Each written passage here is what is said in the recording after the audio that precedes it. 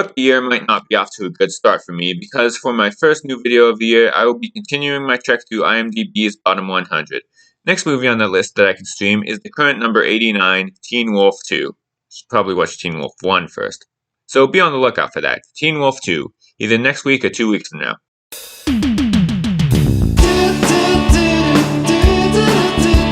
Yeah, that's not streaming for free anymore. Yeah, I'm disappointed too, but it looks like we're going to have to go up a little further. So basically, the movie will be even worse now.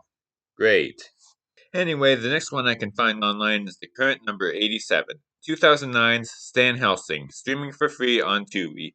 They seem to be my best friend for this kind of video. That was also where I watched my only previous movie on this list, The Hungover Games. And they also have Teen Wolf 2. I'm growing to really like Tubi. This video is sponsored by Tubi. Our movies suck. But anyway, on to our movie. We're 2 episodes into this series, and just look at all the variety we have. First movie was a parody, and now...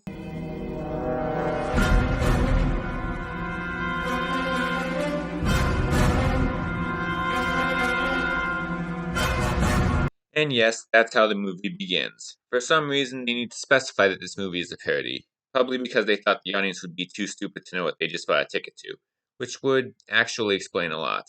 Also, they credit the director twice in a row in those same opening credits.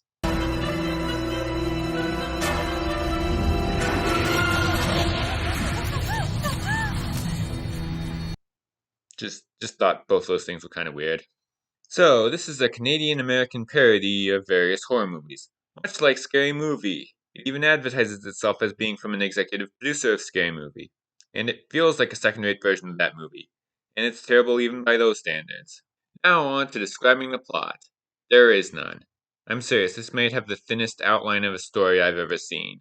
I've seen movies with less story, but only for films that I made up of vignettes or something. This is the least plot I've seen from a movie that pretends to have a plot. Anyway, it's about a video store clerk named, you guessed it, Stan Helsing, who gets with some of his friends, one of them played by Kenan Thompson. I would have thought that at this point in his career, Kenan wouldn't have to do something this terrible, but I guess not. So they get together to drive to a Halloween party, and then they take a shortcut through a haunted town, but not until maybe half an hour in. And then Stan finds out he is a descendant of Van Helsing, and has to get rid of some horror movie villains in the town. And that doesn't happen until almost an hour into this 90-minute movie. Also, Leslie Nielsen appears in drag. So what happens for the first hour of this movie, you may be asking? Well, they get into a bunch of misadventures involving creepy people. And of course, they don't call the police on them and just drive away.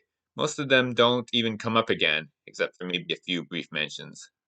I think there are a couple exceptions, but just a tiny minority of them. This wouldn't bother me much, except none of these are funny, and the fact that there are like 20 stories happening one after another makes the whole movie feel much longer than it actually is.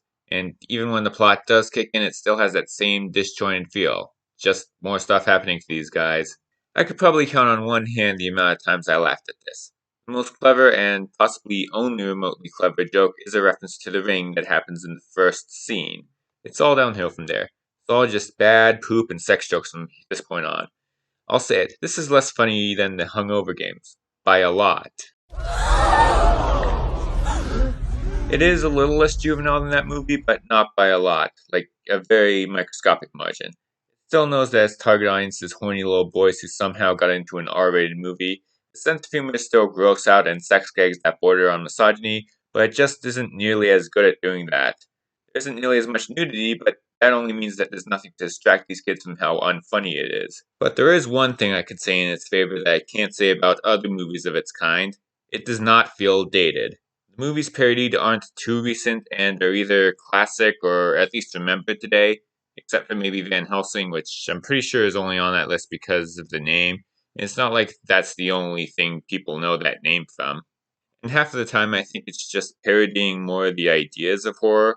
One of their disjointed adventures involves them picking up a hitchhiker who turns out to be a serial killer, which is somewhat of a horror cliche, but not restricted to a single movie, unless, of course, it is. Maybe there is a specific movie from around that time that focuses entirely on that and has been completely forgotten, in which case, whoops. I was thinking about going a little easy on it because of all this, but no, it was too painfully unfunny. And now on to a tangent. A part that I think is worth talking about is the scene involving Michael Jackson, or a Michael Jackson impersonator, working in an ice cream truck. Basically, just a glorified sight gag masquerading as a scene that features him giving children popsicles that are particularly phallic and overall acting creepy. Yes, it's just another lowbrow Michael Jackson joke that was popular in the period between the allegations and his death. I think one of the Scary Movies also did something like that. I didn't touch her, I swear. I don't believe you. Please, for God's sakes. She's a girl. But this came out in 2009, the year he died. In fact, it came out a few months after he died, and they left it in. And at that point, people had pretty much instantly refused to think about that kind of thing. In like one instant, he went from the butt of all jokes about pedophiles to the patron saint of everything. I honestly can't tell if leaving that joke in was too soon or what we needed to hear. Anyway, where was I? Oh yeah, this movie sucks. I could probably count on one hand the times I laughed in this mess of a movie. And there's almost no story or structure at all. It kind of feels like what I'd heard about the story of the Cats movie. I hadn't seen it yet, but from what I've heard, it's just a bunch of cats introducing themselves and then most of them disappear afterwards. This is about a bunch of horror movie scenarios that introduce themselves and then disappear afterwards.